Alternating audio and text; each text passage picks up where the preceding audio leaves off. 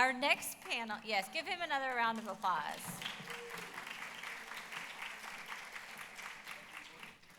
Our next panel I'm particularly excited about. Well, I've been excited about all of these because it comes on the heels of a long project that we did with UNESCO all about influencers and journalism.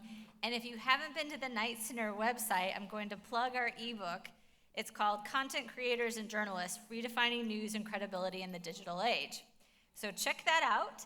And meanwhile, our next panel is New Understandings of Journalists and Journalism in the Age of Influencers. And our chair for this panel is going to be Amy Mitchell, who is Executive Director of the Center for News, Technology, and Innovation. So let's welcome all the panelists to the stage.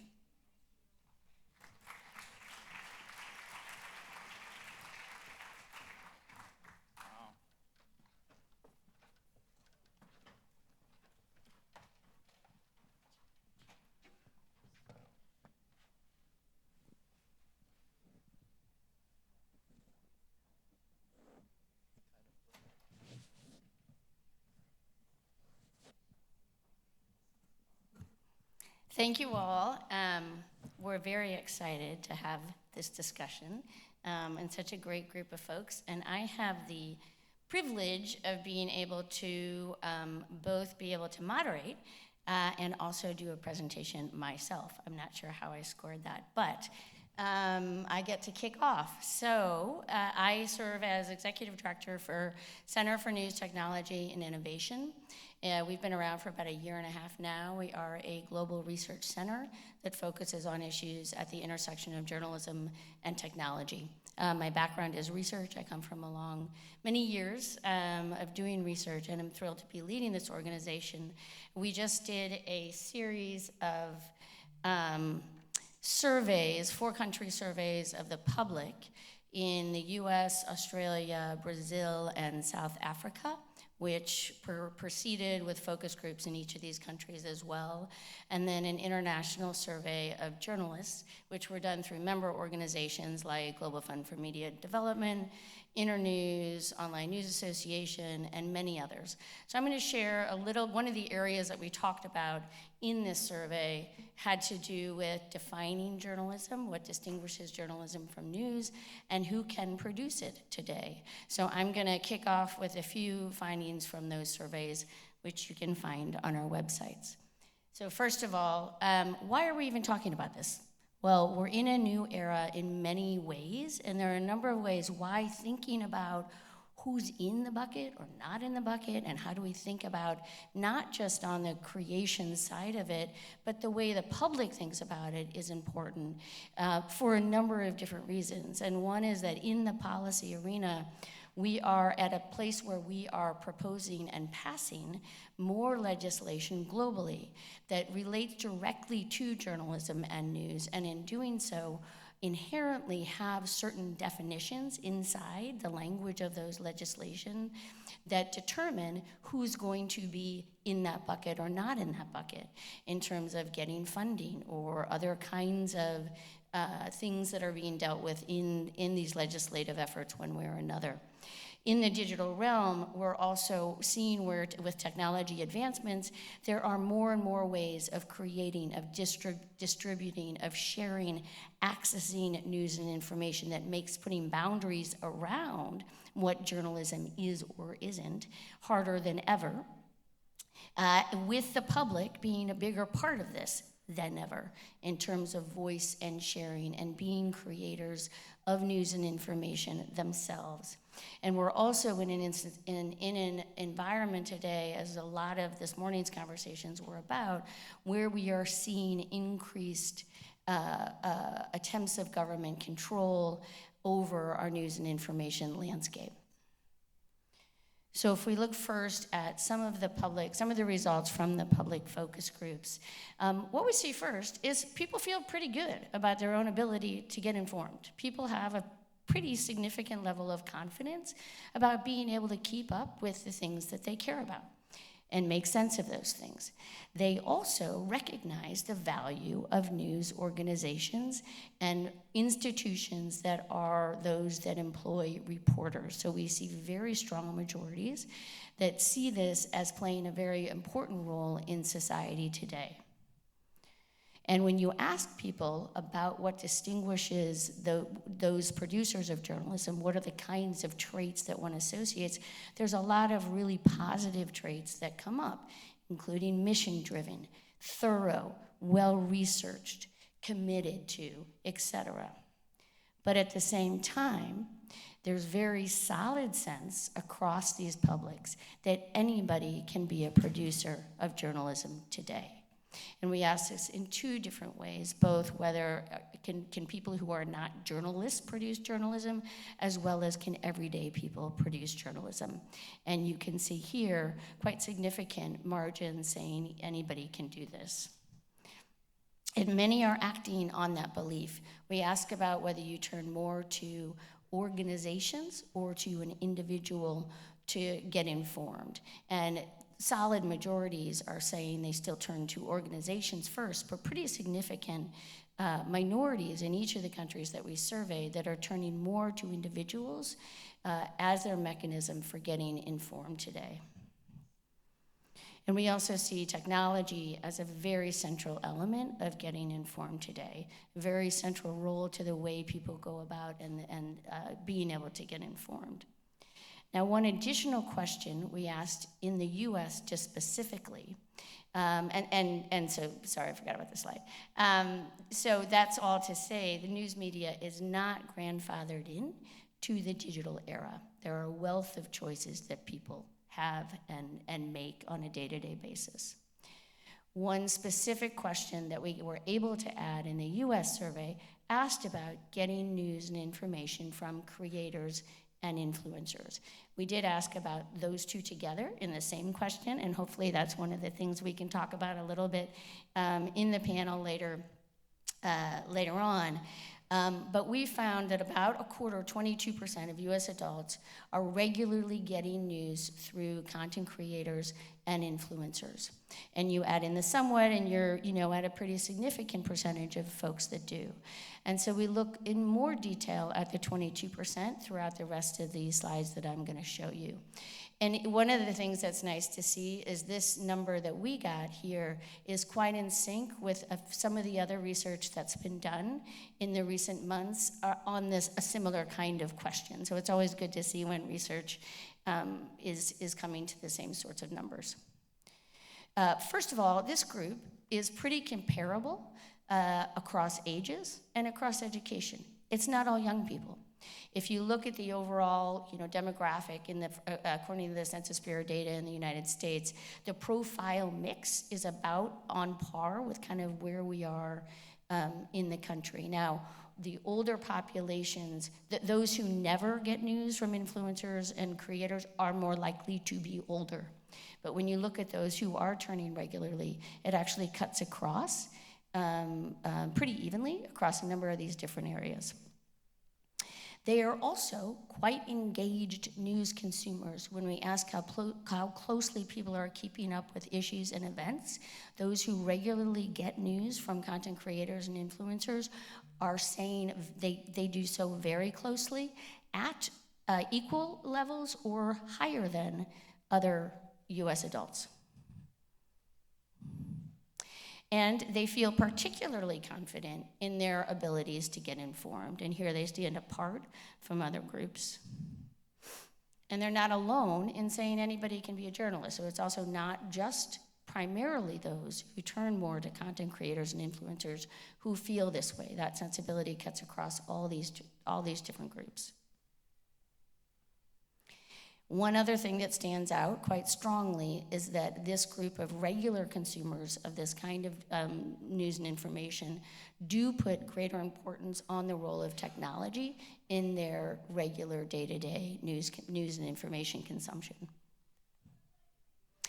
And very particularly on speed. We asked about a number of areas things that could matter sort of in the ways that you make choices about how to get informed. And I think there were 7 in total. And this stands out particularly among those who rely more on news and information from content creators and influencers is the importance of speed. They also see their future developments in technology and AI as particularly good for themselves, so they're much more likely to feel positive about the future developments in this space, and for journalists' ability to do their work. So we're going to take a quick look at how journalists responded in some of these different areas, and some of the ways there may be gaps with the public. So journalists, and this was something we talked about a fair amount in the sessions today and some yesterday too. Journalists seem to know there's a problem. Only small percentages feel like they do a very good job of communicating the value of journalism to their public, to the public today. They also pretty much agree that others can produce journalism. But they don't have a lot of faith in the public's ability to distinguish between journalism and news. 51% think the public can't tell the difference between journalism and news, which may also be tied to how good of a job they think they do in explaining that. In fact, those two are quite correlated in the responses here. They also don't have much faith in technology. This was a quote that came from a convening we did in Brussels, but came up in some of the other survey questions as well. And so if we think about sort of two offerings that come through journalism, one is that factual, thorough, mission-driven content. That is coming through and seems to be an area that is recognized by the public. But that offering number two, that public service component, serving the public's needs and interests in the ways that they are getting informed, is where there seems to be a question. So how do we come together and bridge the gap in these different kinds of producers of journalism? So a few thoughts. Understanding first, and then respecting the public's choices and the way they're going about getting informed and why. Collaboration across providers who care. Hopefully we'll talk more about this today as well. Getting smart about AI and technology more broadly. That is critical in newsrooms. It was a part of a number of the sessions yesterday, but really having facility with technology, more than just a tool I use, but to really understand the way it's embedded, experimenting, and letting the public know that you stand by your work. Thank you.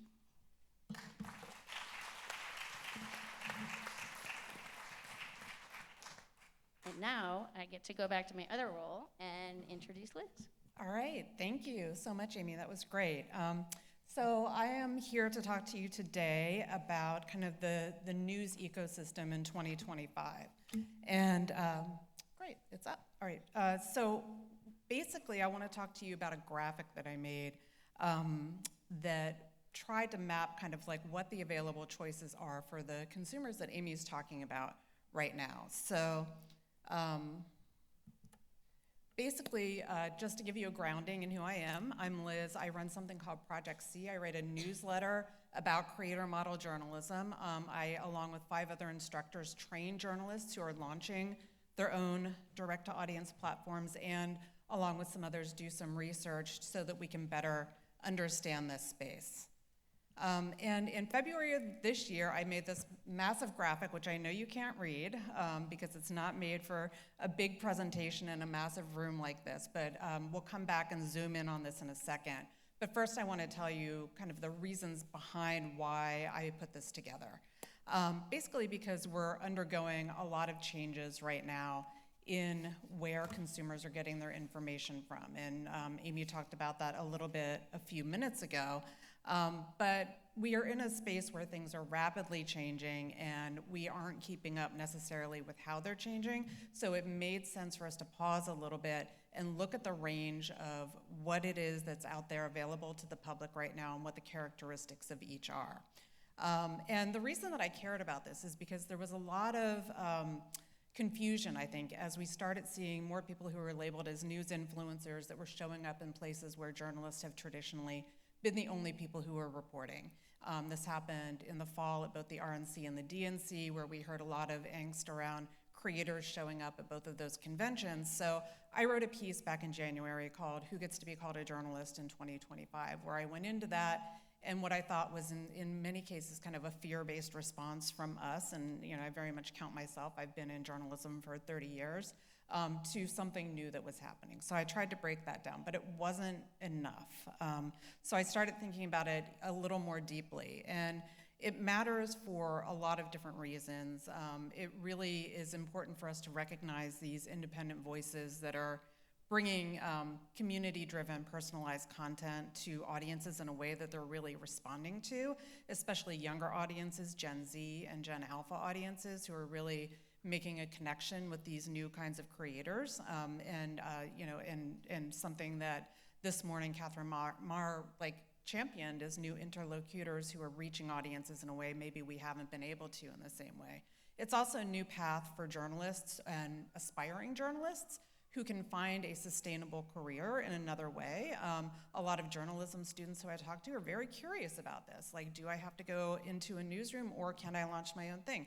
The answer is not going to be the same for everyone, but we want to understand that better and be able to map out what this looks like. And then I really want our industry and for funders and other stakeholders to understand what the landscape is and how all of this works together. So again, here's that big graphic. It resulted in these 8 categories, or kind of like larger categories, buckets of the different types of news producers that are out there right now. And to zoom in a little bit, the 8 categories for you are the established for-profit media, new media, established mission-driven, new mission-driven, worker-owned collectives, content creator model journalists, news influencers, and then all the way at the right, AI-generated news content.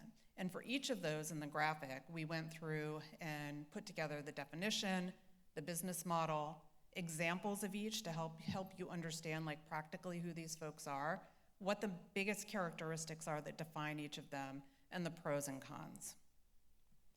So zooming in even more, what we're going to talk about today is not that entire set of 8 buckets because I don't have enough time, but we're going to zoom in on to the reason why I created this in the first place. It was really to put in context content creator model journalists and news influencers, and to understand how they fit into that larger news ecosystem so that we could start understanding better how to work together and how to understand how these different categories play with one another. So to zoom in to the definition for content creator model journalists and news influencers. I'm going to start on the right with the news influencers.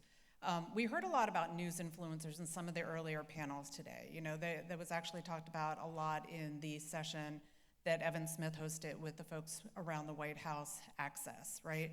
And so news influencers are people who deliver takes on the news. They are not producing original content. And so, you think about this maybe as the opinion section of the internet, right? And so there will be responsible people who are out there generating opinions and putting them out. There will be irresponsible people. So you can think about it, from anywhere from, your Joe Rogans to my aunt in Florida who really thinks that she knows something and she's going to let everybody on Facebook know about it, right? She is influencing somebody, not me, but she's influencing someone. And then on the left, content creator model journalists. These are independent journalists who are actually producing original work, right, and using core journalistic principles to build personal brands and connections with their audiences through newsletters, podcasts, video channels on either TikTok or YouTube channels, and they are actually using a lot of similar components of what news influencers are doing it, but in a much more responsible way.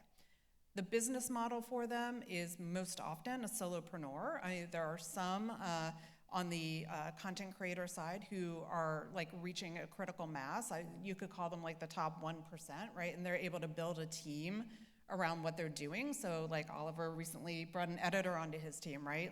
That's great. And we'll increasingly have people who are supporting them in the work that they do.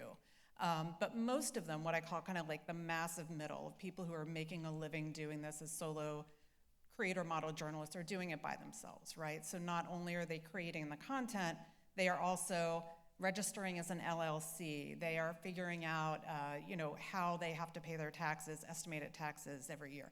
They are finding out ways to market themselves, right, where they might never have had to do that before. And they are becoming every single department of what would have been a news organization writ large. So some examples of folks, just again, I think I already kind of went through who the news influencers are, but some examples I wanted to call out of you of like great content creator model journalists who are out there working today are people like Emily Atkin, who writes Heat It, Taylor Lorenz, who recently left The Post to launch User Mag, Casey Newton with the amazing Platformer, Joss Fong and Adam Cole, two video creators who I worked with to launch Howtown on YouTube, Bisan Auda, who reports from Gaza and has been doing that for over 2 years now. Marissa Cabas with The Handbasket, who was actually the first journalist to break the federal funding freeze story back in January, all by her lonesome, and Oliver here to my right with Status.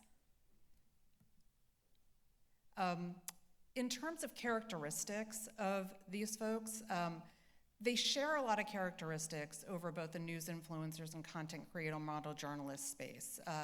Very personality driven, very much focused on building direct audience connections, right, by connecting and engaging with their audiences. And really, the thing that I want to point out here with the content creator model journalists is that there is a growing segment of expert-led content creator model journalists who are out there building direct-to-audience platforms that like they would not have had access to before. So people like Caitlin Jedalina, who writes Your Local Epidemiologist.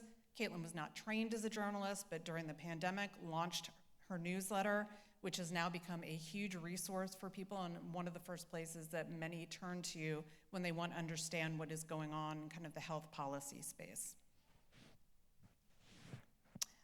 Pros and cons, you know, I think some of these are very obvious. News influencers are highly engaging, they are accessible, they understand how to like ride the algorithm like pro surfers, but that also comes with a con, which is that often what pops on those algorithms are things that are divisive, that are salacious, that are going to like go viral, and those are not usually the things that we consider to be credible journalism. So, you know, for our content creator model journalists, they are often trying to compete in that same space and dependent on algorithms in many ways.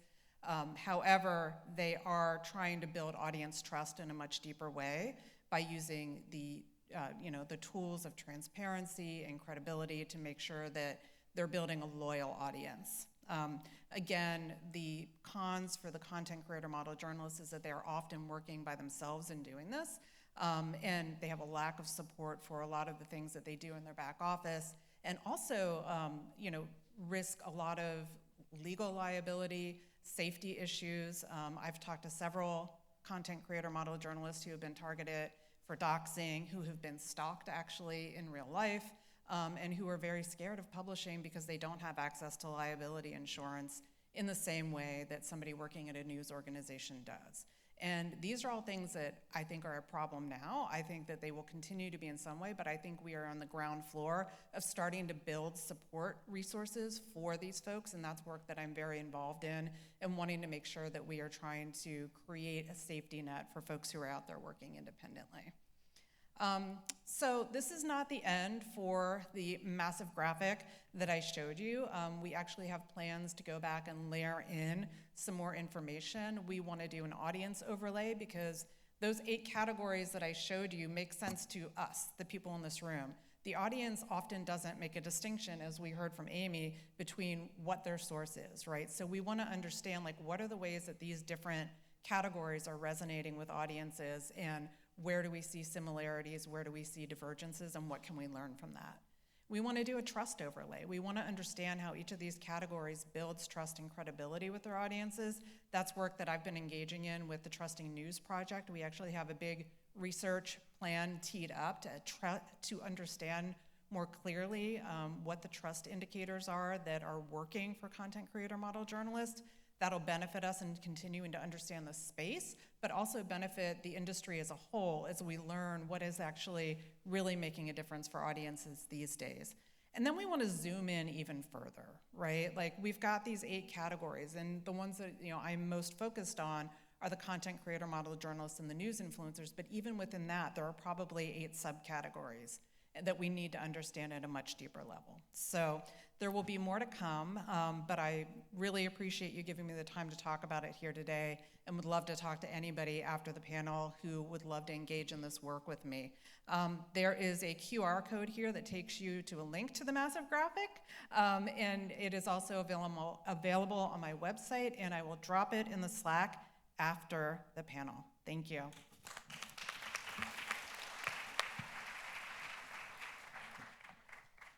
Carlos.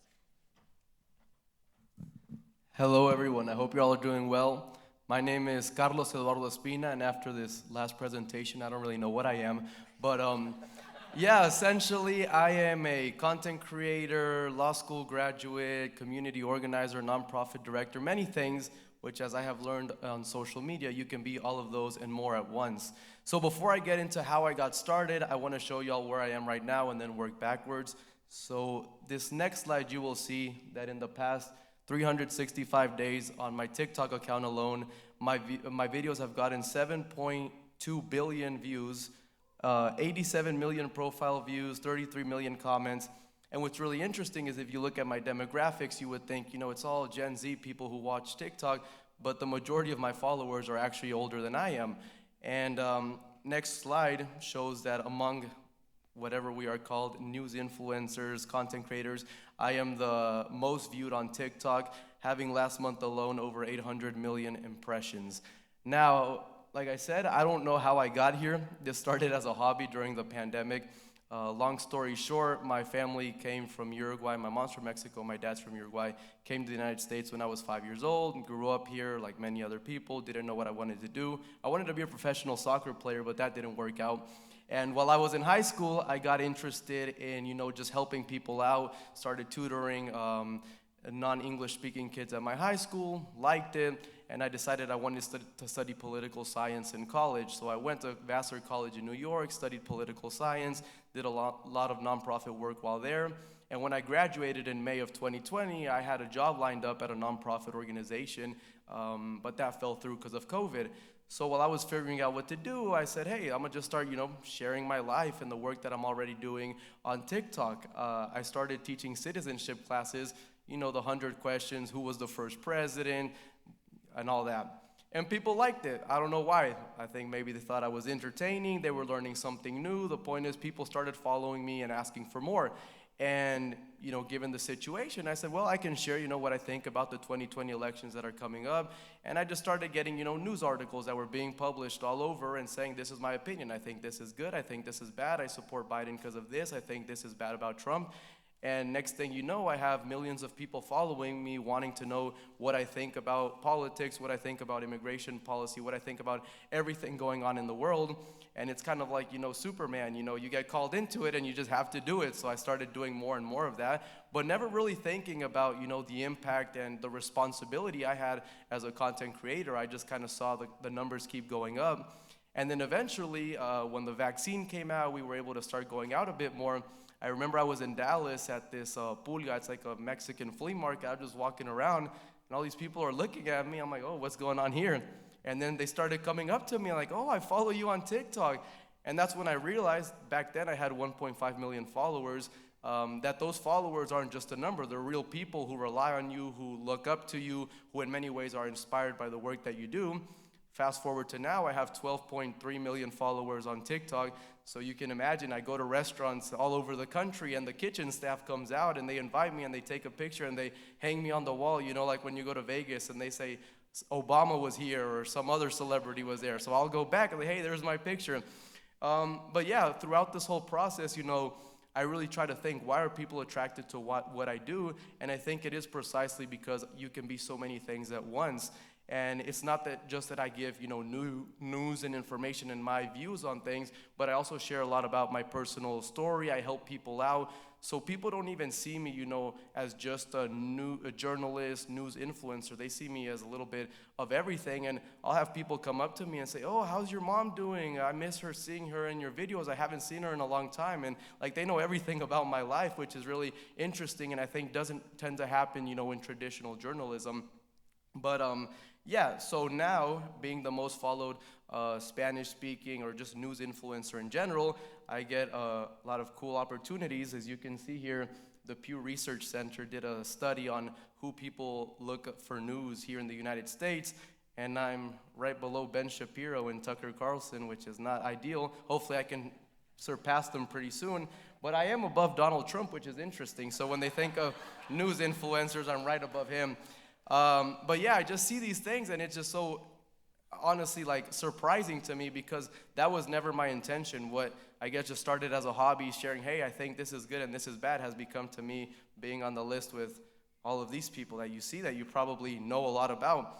And it has also led to opportunities like this, making a TikTok with Biden in the White House, speaking with Obama, getting to interview Kamala Harris before any traditional media got to, which kind of led to some controversy, and most recently doing some videos with United States senators. In fact, yesterday I was in the US Senate doing some other videos and just talking to people there. So it has opened a lot of opportunities, and I think it has really shifted the way, politics works in this country, because now you have someone like a president saying, hey, instead of going, to the New York Times, let me go to Carlos Eduardo Espina and he'll reach a bigger audience and maybe he'll be a little bit more favorable to my viewpoints, which is something we're going to talk about here because I always try to, make very clear, I don't intend to replace anyone. There's always this, debate about traditional media versus news content creators. And I don't really see it that way. I see that we're, more of a political commentator. I'm not here to take anyone's job or surpass them. But I have realized that sometimes it's not even about how you view yourself, it's how others view you. And I do get put it, for example, when the New York Times did a story on me, they titled it, "The One-Man Telemundo." And I have my friends up from Telemundo be like, hey, why did they do this? I don't know why, they just put us against each other. But I really do think it is important, that these new media, content creators, whatever we are, work with traditional media because at the end of the day, we rely heavily on traditional media. One great example of this recently, when they started sending migrants to Guantanamo Bay, I got the pictures that Christy Noem posted on her Twitter and I put them on my Facebook. And I got a comment from a lady who said, hey, that's my brother and he's not a gang member, he's not a criminal. So I messaged her and, I started looking into it. She sent me all this evidence. And I was like, I don't know what to do with all this information, but this seems like a story. So I posted it on my TikTok, and then a day later, I get an email from a bunch of news sources, among them being the New York Times, saying, hey, can you pass us that source, and, we can do a story on it. A day later, it's in the New York Times, hey, innocent people are being sent to Guantanamo Bay. 2 days later, in the White House, they're being asked about it, and it becomes this whole national debate, which in many ways started from a TikTok video that I shared on my social media. So when you look at it that way, did I just break news? Did I just break national news? Some would say I did. I think I was just, collaborating with these partners that already exist because I also rely on them. Much of what I do is me getting an article from the New York Times, from CNN, Telemundo, Univision, and saying, hey, this is the news, and this is what I think about it. So it is a very interesting dynamic, and I think we're going to talk a lot more about it in the rest of the panel. And like I said, when people think about, why do they follow me? Why are they so interested in what I do? Is because while I do give my political opinions and I do talk about the news, there's another component, which is I share a lot of, personal details and I really help people and I'm really embedded in the community. So beyond social media, I have a nonprofit organization and I help a lot of my followers with different things. Some of these images you see on screen is a backpack drive that we did in Houston. We gave out $20,000 to families so they could buy school supplies for their kids.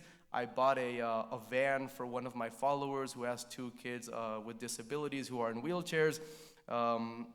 The third image is a kid that follows me. He went viral for working with one leg. He was hopping around carrying all this construction material. They sent me that video, and now we're able to fund him to get a prosthetic leg. And then this most recent one, I don't know if I'm even able to show a little bit of it. I don't know how that would work, but essentially, with all the ICE raids going on, a couple days ago, so one of my followers contacted me and said, hey, my son, he's 20 years old. He's been detained by ICE for a month now. He has a $3,000 bond, but we don't have a way to pay for it.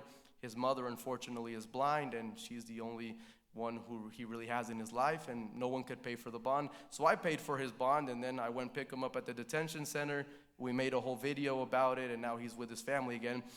But the point of all this being is, I do these things that are not necessarily news, but many people see it as they are, but it does create some sort of attraction towards me that perhaps doesn't exist. You know, you don't see CNN anchors going and paying their followers immigration bonds. Not saying that's what they should be doing. It's just we're working in very different, you know, realms. I have a different, I guess, criteria as to what I put out there about myself and the work that I do. But yeah, I think it's really interesting just seeing how people react, and that's really one thing I try to figure out, because while I do not consider myself a journalist or, you know, even someone who's breaking news, if people see me that way, then in many aspects I have the responsibility to do everything that traditional journalism would do, which is to fact check, to make sure you're not just spreading outright misinformation. But at the end of the day, it's very complicated because other content creators are not following the same standards. We see a lot of people who just go on social media and just lie, and it's good for engagement, it's good for views. So how do you balance, you know, being engaging and, you know, being viral while at the same time being responsible? So yeah, that's the end of my presentation. I think I'm 2 minutes short, so thank you. And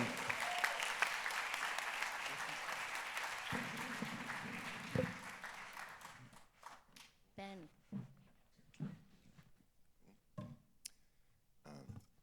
Hey everyone, thank you very much to my co-panelists, Carlos, tough act to follow. Yeah, my name is Ben Reininga. I spent about the last 5 years as head of editorial and news at Snapchat.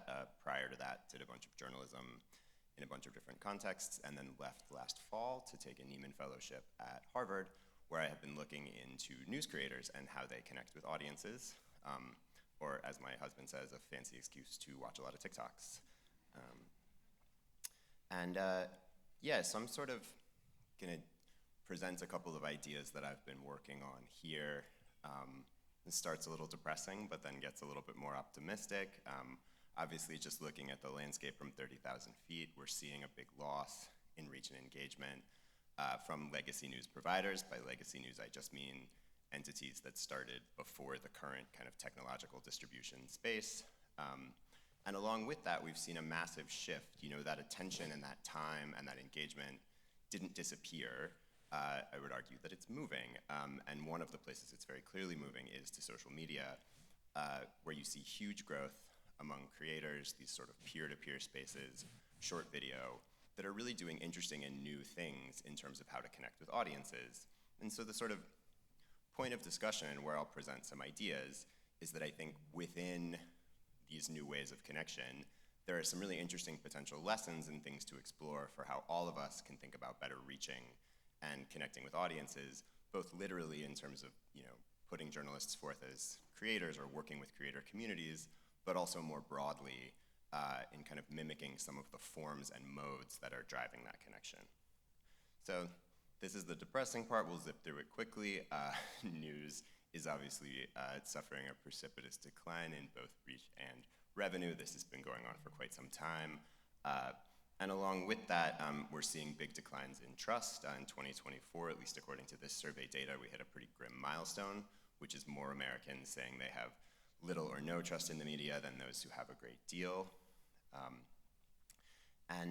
News avoidance is also soaring. Does this animate? Look at that. 43% of Americans say they actively avoid the news. And I wanted to pause for a second and just talk about some of the reasons why. None of this is obviously exhaustive or conclusive. Most of this comes from a recent Reuters Digital News Initiative study, but there's a lot of great literature around this.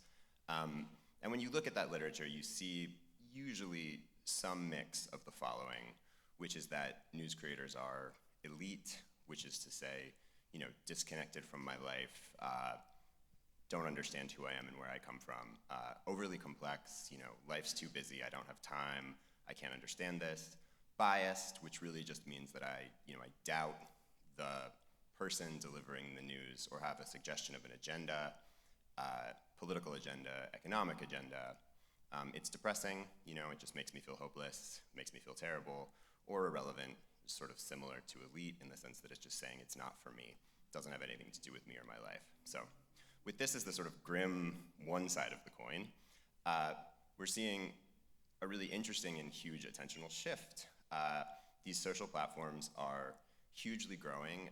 I've got some usage stats and also some trend lines up there, but I'd also just recently reading some stats saying that the average American spends about 2.5 hours a day on a social media platform, and if you look at teenagers, it's 4.8, which means you can safely assume that other than maybe going to school or sleeping, this is the largest sort of attentional space for a huge generation of Americans. I should say these are mostly American stats, but I think broadly apply in other markets as well.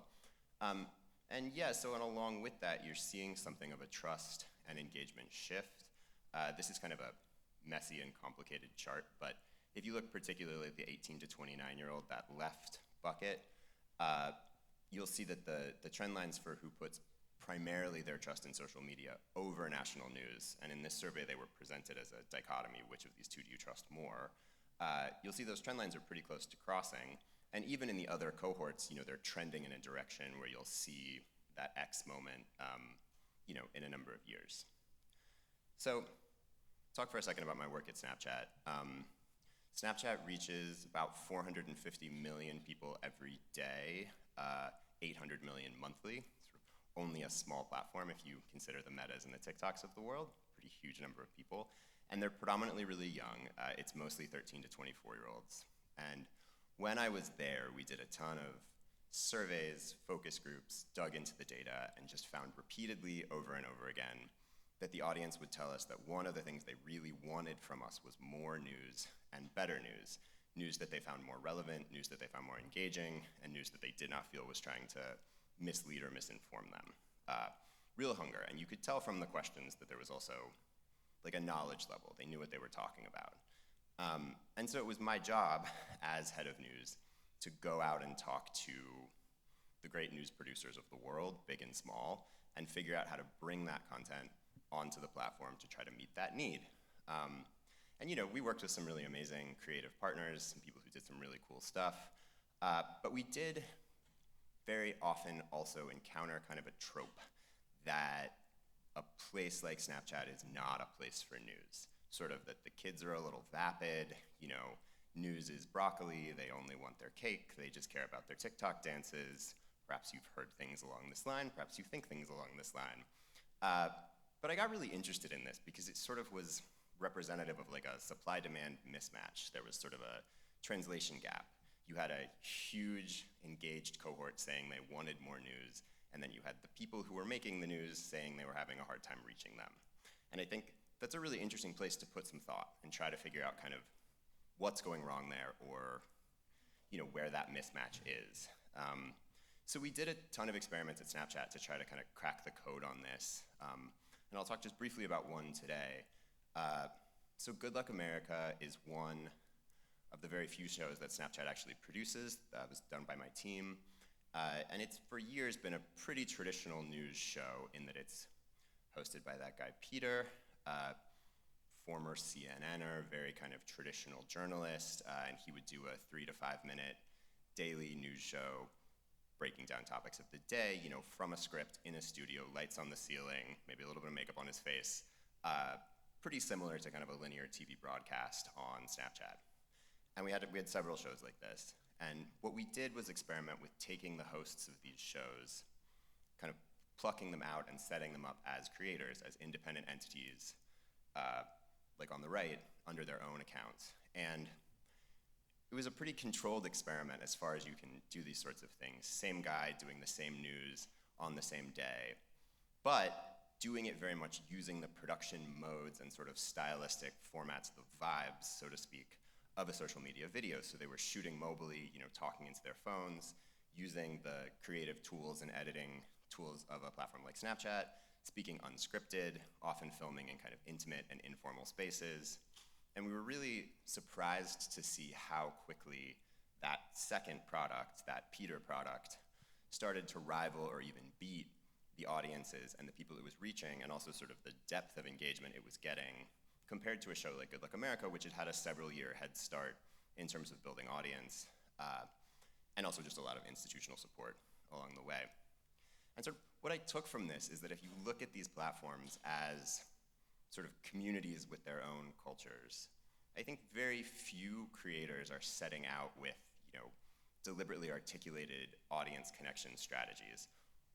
What I think rather is happening is kind of like infinite monkeys and infinite typewriters, except it's infinite creators and infinite iPhones, where you just have tons of people making tons of videos, watching each other, talking to each other, mimicking each other, and sort of coalescing on a set of norms, styles, production modes that are proving really effective in connecting with audiences. And I think it's really interesting. This is not conclusive, but one more. There we go. But I think if you line some of these sort of commonalities of a lot of social media videos up with those reasons why people don't trust news, you see kind of a really interesting back and forth, right? If you think the news is too elite, a lot of creators are shooting in very rather intimate and informal spaces. I heard a creator on a panel the other day say, it's hard to believe that someone is part of a cabal of coastal millionaires if you can see the dishes in their sink behind them. And I think there's some real truth to that. If people don't like the news because it's too complex, you have a lot of creators presenting in a very simple, colloquial, and conversational way.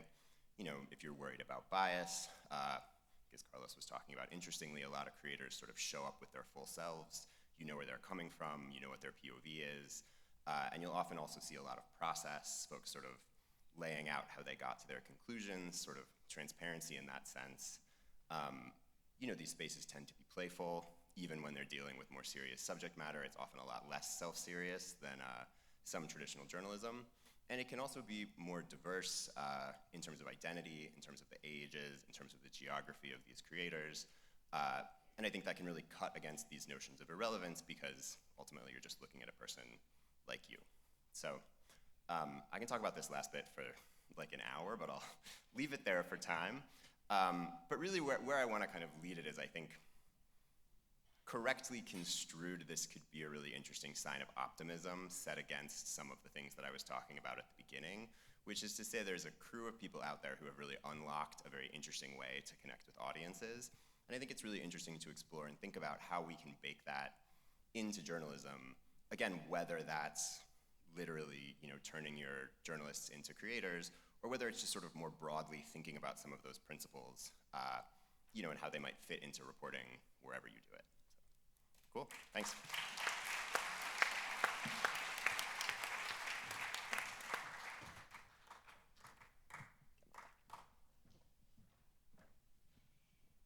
These are great. There's already so much information to be thinking about, so many ideas.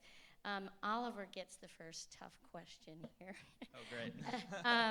But really, it's just talk about your journey. There's been, you all know, Oliver comes from a background of more traditional institutional journalism. CNN is now doing your own thing.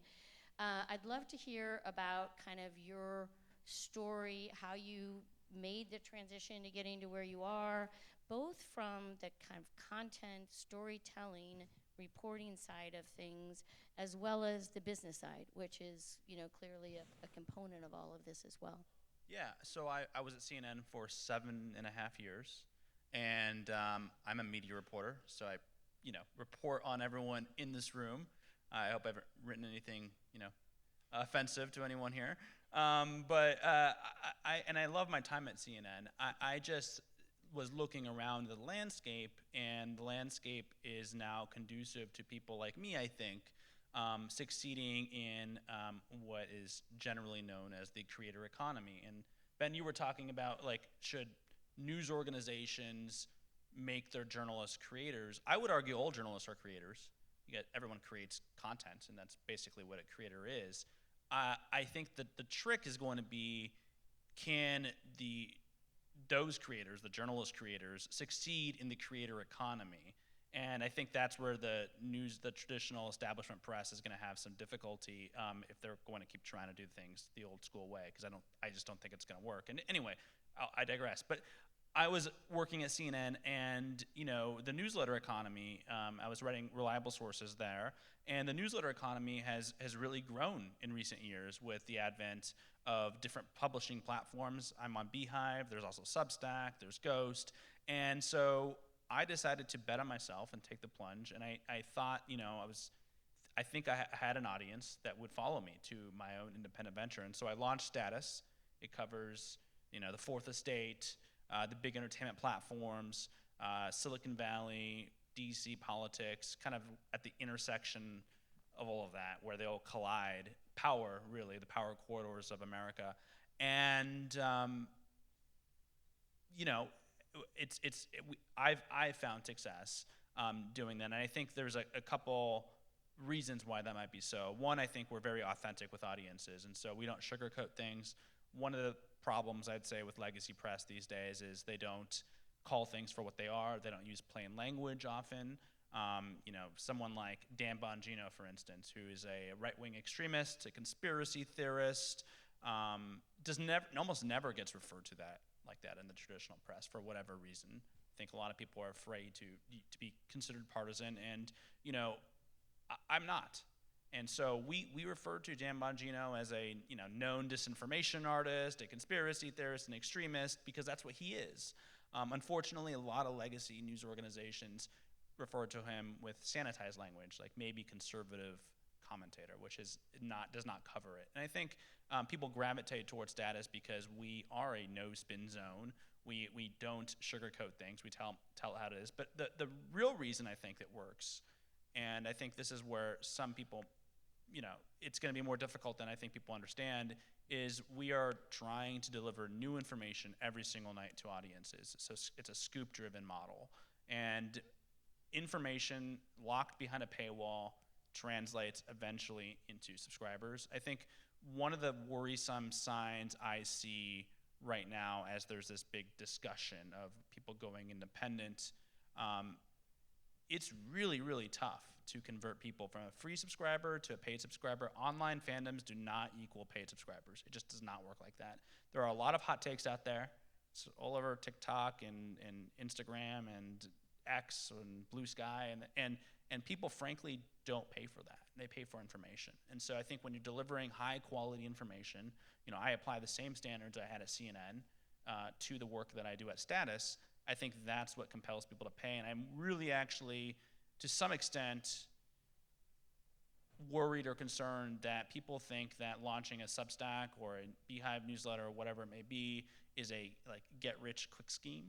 That, I saw that, Oliver's thing is doing really well, I can do that too, and it's going to be like that. One, I work probably 100 plus hours a week, maybe more. I mean, I'm just always kind of working from literally 7 a.m. till midnight, 1 a.m. every single day. So, there's a lot of work that goes into it, but we're also working to deliver scoops every single night if I can. And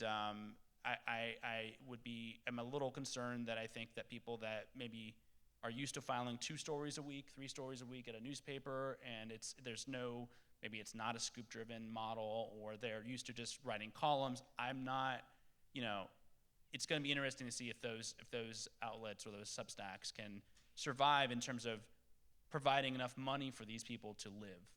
And so I think that's a little worrisome. It's not maybe as easy as it's been made out to be when you read stories in the New York Times, the Wall Street Journal about the success of a limited few. I mean, I think there's a reason that it's a limited few right now. So anyway, I digress. I don't want to get too on. A quick follow-up. You say we. Can you share who the we is? And what was the kind of the run-up stage from sort of starting to where you thought, okay, this is going to work, I think? Well, the other we is my editor, John. So John Passantino is now part of Status. He used to work as the editor of media at CNN, and I've known John for, I think, a decade or so, and so we just gel really well together. And so I knew when I was going on my own, if I could hire someone, John would be the guy, because we have a good mind meld. And I hope to hire more people. I really intend on growing this into being a business that covers the power quarters of America in a way I just don't think is being delivered by the traditional press. But I would say, I've never been shy about this. It was an absolutely terrifying thing to leave a well-paid corporate job with benefits at CNN, with huge distribution pipelines, and go independent. When I was packing in my office at CNN, I was thinking, what am I doing? I hope this was the right thing to do. And I was highly confident that I could succeed and that I would succeed, and I was willing to bet on myself. But it's certainly daunting, and it's rocky. It's kind of like leaving, like a sort of like a spaceship or whatever. And when you're leaving orbit, it's like it's a little rocky. It's not like the easiest thing to do. I would say that I was again confident from the beginning that it would succeed, but you always have these doubts, and like there are always some lows and setbacks. Now I'm in a much better position 7 months after doing that, and I hope in 2 years we'll be talking and we'll have a bunch of people working at Status, and it'll be a different story. But I'd say, I guess after a few months, it was pretty clear it was succeeding. At least it was going to be making a decent amount of money where I could live. But I'm thrilled at the response that we've gotten, and that I can now hire others. Carlos, how many hours do you work a day? Well, I never really stopped working. I'm just always like, it's not like a traditional job, you clock in at 9 and then you're out at 5. It's like, I wake up and I'm scrolling in my phone and saying, hey, what's going on? What can I talk about? And just constantly throughout the day, I'm on my phone or I'm reading my messages. I'll go play soccer and someone's like, hey, did you see this thing? And I'm like, no, I didn't. What happened? They tell me, and then I'll stop to go make a video. So it's just like, you're always in work mode, and it's I like it because I can do stuff that I want to do. But then, for example, getting off this panel, if I get to the car and there's something, I'll just film there in my car. And that's the advantage of being able to do stuff on social media. I really don't depend on like some huge production. I can really do stuff from anywhere. Obviously, like you have to have certain conditions. It can't be too noisy and all of that. But at the end of the day, I am working, basically the entire day. Since the beginning of this year, I've probably been making 15 videos a day on average. Around 1 minute to 2 minutes each, and it's like rapid fire, whatever's going on. And I think that's what people like about social media. As soon as something goes up, you're able to talk about it and react to it.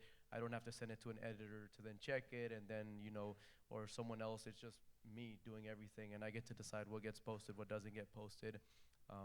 But yeah, there really is no breaks, because the difficult thing is, since there is no one else, if I want to go on vacation, there's no one who takes my spot.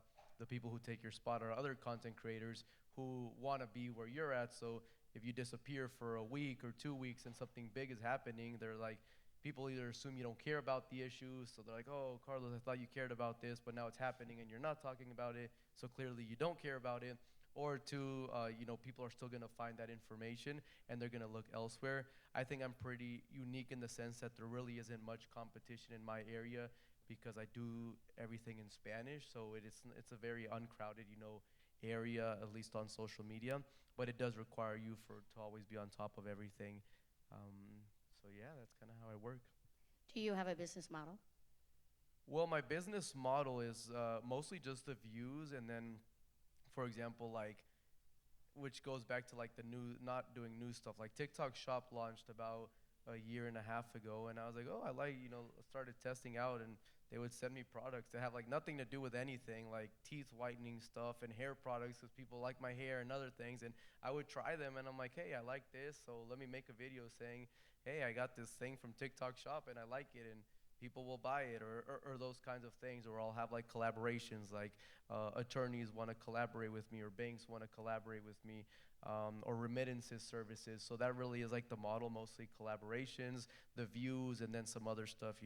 Some creators do like merch and that kind of stuff. I don't really do much of that, but there is a lot of different revenue sources.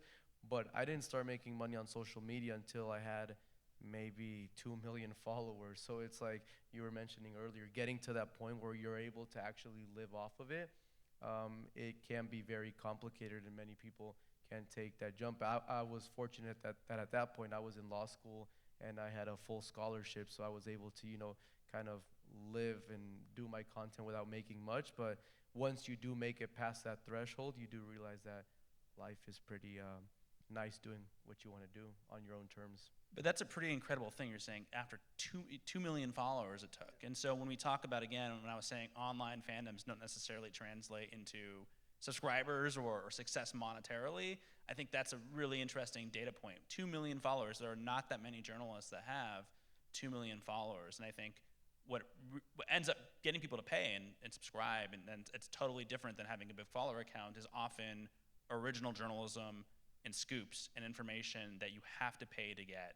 Otherwise, there are a lot of people out there who are providing, takes and analysis, and a lot of it, most of it's free, to be honest, and it's on TikTok or on X or wherever. So, Liz, how do you talk about that, sort of the business side and the decision making and how to post and when, what kind of content decisions to make, et cetera?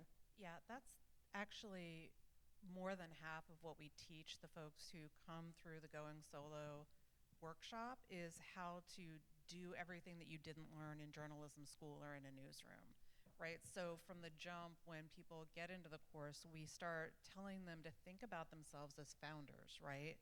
We know they're coming in thinking of themselves as journalists, but when you put yourself into that founder's mindset, you're suddenly thinking about, I'm the person who's responsible for so many different things. So like from the jump, we want them to have that fundamental change in how they are identifying themselves and their role in their own success.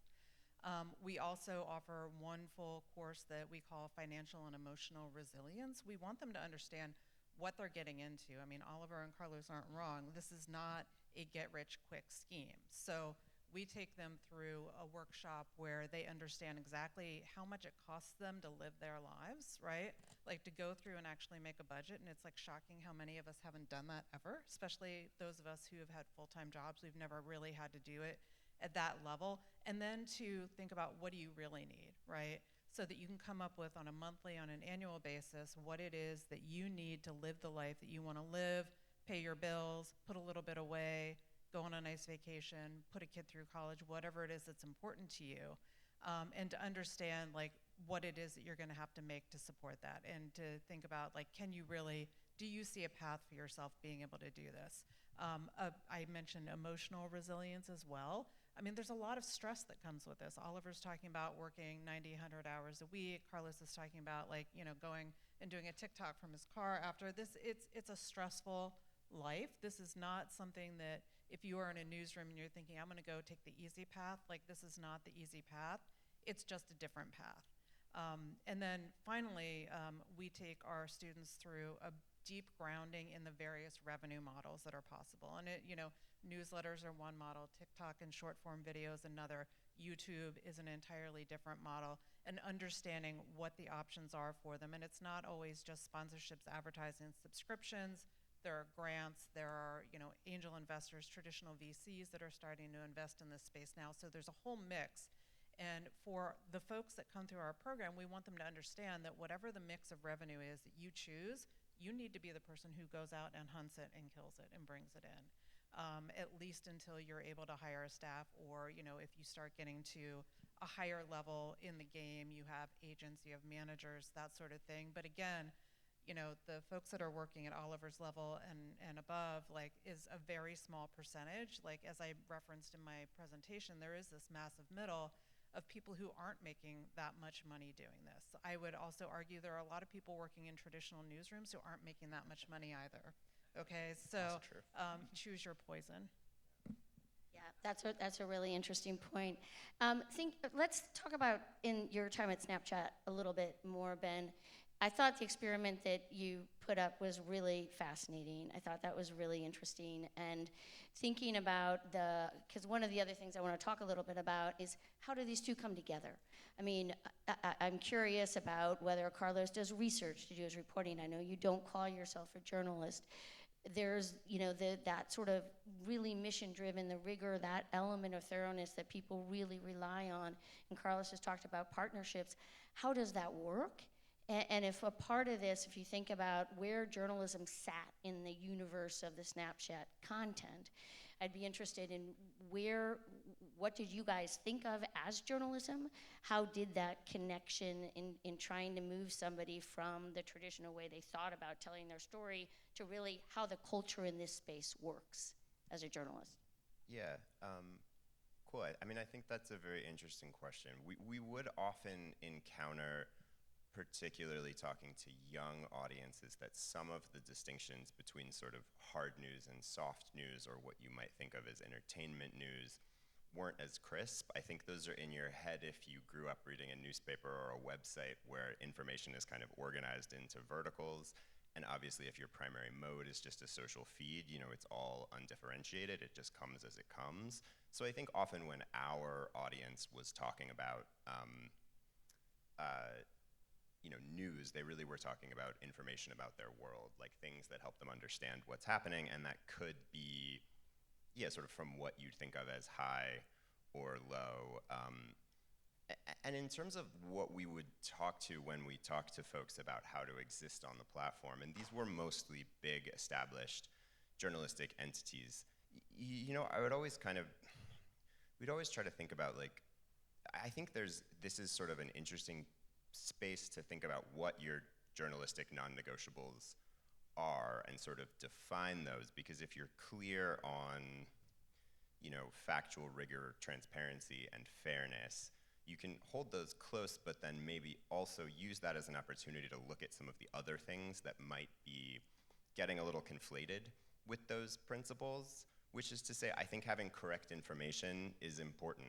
I'm not sure that presenting that information as a foregone conclusion rather than sort of showing your work and explaining how you got there, like, that bit really matters. I think it's good to have done the research so that you can speak authoritatively on a topic.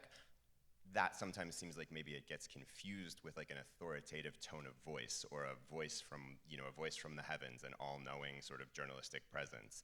And those I actually think are different things. Like, I think you can hold firm to the former, sort of keep those core principles, but also work on new and creative ways in terms of those modes, which I think is, like, what the point of the Snapchat experiment was, which is that the same good, rigorous information presented through a different sort of style and mode can reach people more effectively, and you're not really compromising on any of those journalistic principles. You're compromising on sort of a more aesthetic or, like, vibe sensibility, if that, makes sense.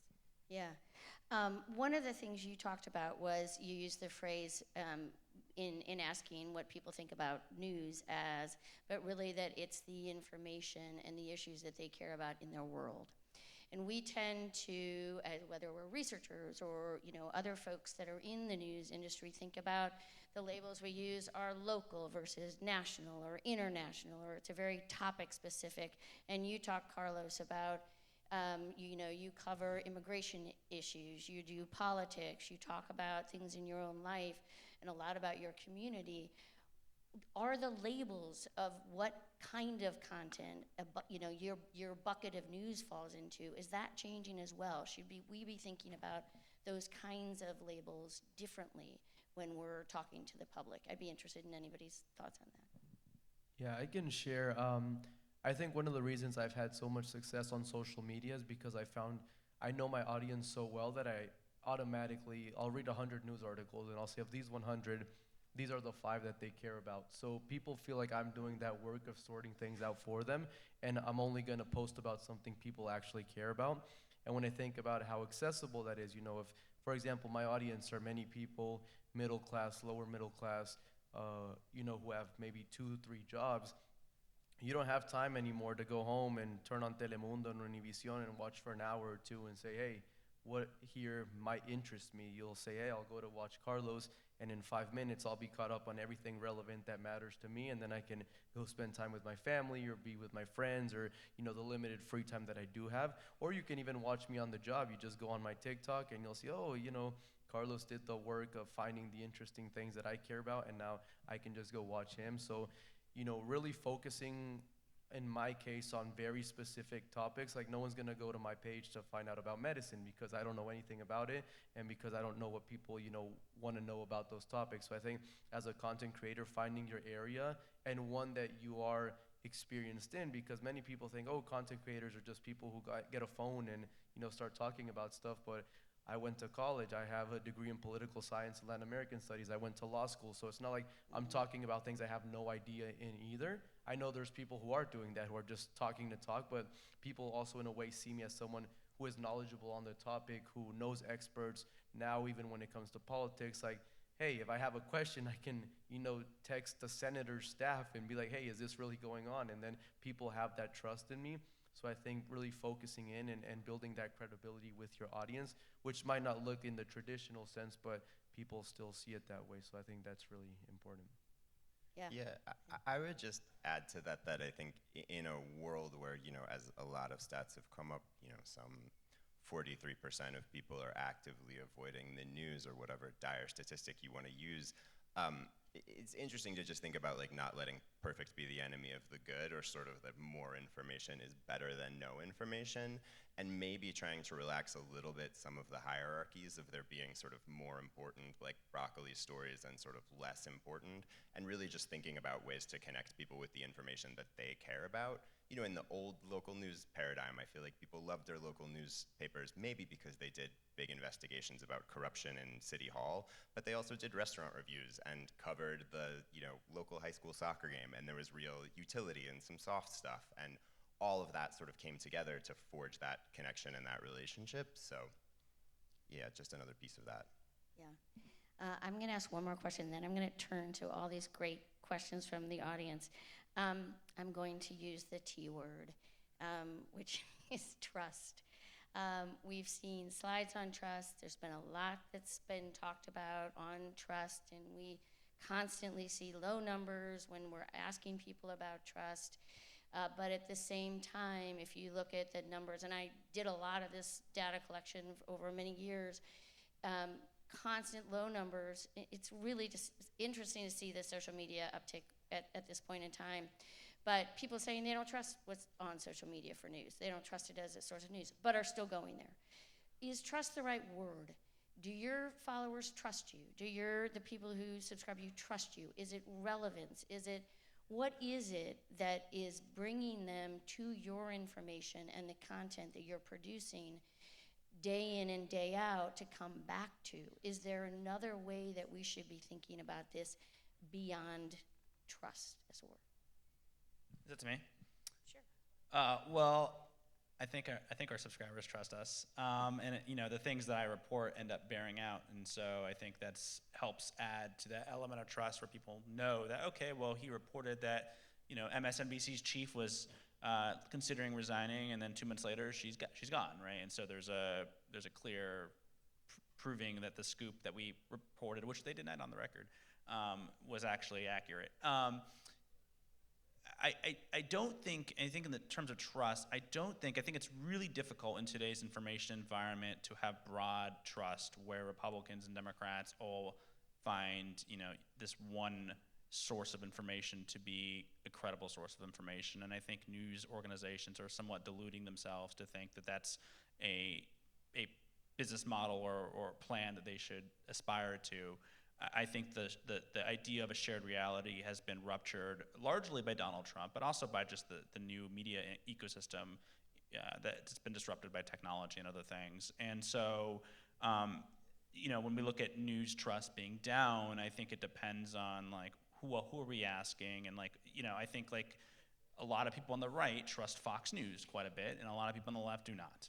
And a lot of people on the left trust the New York Times, and a lot of people on the right do not trust the New York Times. And I have a hard time thinking we're going to exit a world or into a world where like everyone trusts the New York Times, and everyone trusts the Associated Press, and everyone trusts CNN. It just seems like that's a long gone world.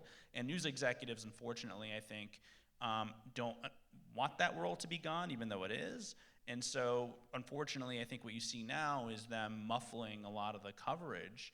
So I think you're seeing news organizations right now muffle coverage on Donald Trump because they don't want to alienate potential audiences on the right. And by not being forthright with their audiences about what Donald Trump is doing and what his minions are doing in Washington, they're actually alienating the people that do want to trust them and do trust them, which tend to be on the left, center left. And that's decreasing trust all around. So, I guess on trust, I don't think there's a world we're going to live in where everyone considers one news source to be an objective source of information, and people really probably shouldn't kid themselves into believing that's going to happen. I would weigh in. So, I think it was pointed out in one of the panels this morning that there's a difference between trust and being trustworthy.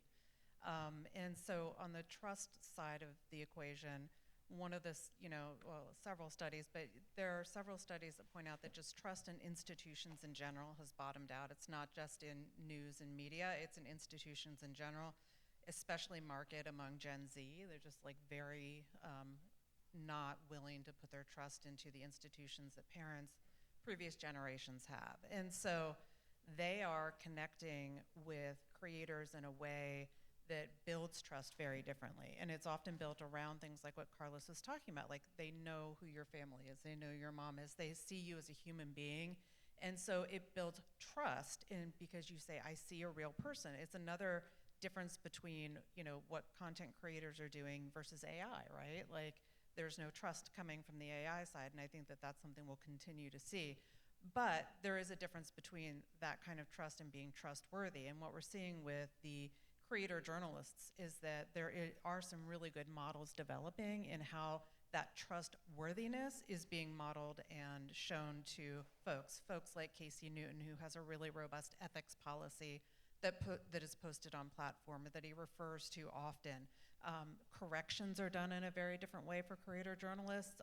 They are often made very evident to the followers versus being hidden or put at the end of something. And then the creators are often in conversation with their audiences in the way that brands are not, right? So your audience is actually calling you out if they see something that smells off, right? So these are the kinds of things that, again, I'm working with Trusting News on kind of sussing out what this looks like. But that was a great way to go because it's a very important part of this. Yeah, I see Carlos nodding. Okay, there are three, we're basically out of time, but I see three questions that are kind of together here that will be our audience questions as I merge them and our final question. So this is a combination of balancing the need for attention-grabbing headlines, so sort of thinking about in this tech and algorithmic-driven arena of needing attention-grabbing headlines, how that helps or hurts your decision-making process as you also focus on accuracy and trustworthiness, and then combined with what responsibility do influencers or content creators have in spreading disinformation or fact-checking against that? How do those things come together, and how do those approaches work in this era? Well, I mean, in terms of writing the algorithm with, headlines that are going to get a lot of eyeballs, but maybe spread disinformation, I mean, again, that's kind of a no-brainer, right? Like, we want to make sure that the work that we're supporting as an industry is falling on the side of the right and the good, and that we're making sure that things are fact-checked, that we are not just going after eyeballs. It's a real different way that we're going to have to think about this work going forward, but very important.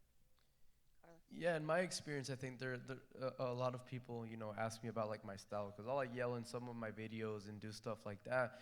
But I believe, if the information you're giving is factual, the style is just how the game has to be played. Unfortunately, I don't agree with it, but that's, what attracts the algorithm, and that's something that's, out of your control. And the way I think about it is if, you're so formal and that you're almost boring, no one's gonna watch you, and they're gonna watch someone else who probably is lying to them. So I would rather be exciting but say the truth than be boring and also say the truth and then no one watch me. And it is a very delicate, it's very hard to balance that, because you also don't want to be too over the top. But unfortunately, in many ways, even as content creators, you'll say, oh, you have 12 million followers, but at the end of the day, I do have to play by the algorithm's rules, because I can have 12 million followers, but if tomorrow I start, I have breaking news, people are like, this guy sucks, and then they're gonna watch someone else.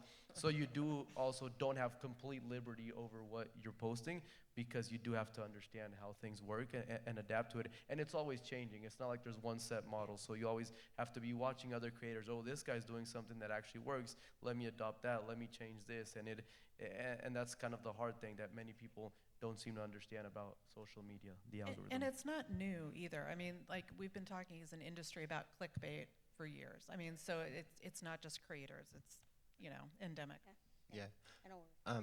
Yeah, I would maybe just add one final thought, which is I think that on the subject of mis and disinformation, I think that there's lots of smart people out there trying to fight it and figure out ways to remove it, platform policy and other media literacy efforts, and I think that's great and super important. I guess I just also feel like if you look at the platforms as these massive places where people are spending so much time, maybe another interesting way to think about combating misinformation is really to work on the flourishing of kind of good information to make sure that there's a solid counterpart that's sort of fighting the good fight against the misinformation, because if you remove all the COVID misinformation from a platform like Snapchat, but there's no actual rigorous, engaging, and interesting good information, then you've just gone from bad to nothing.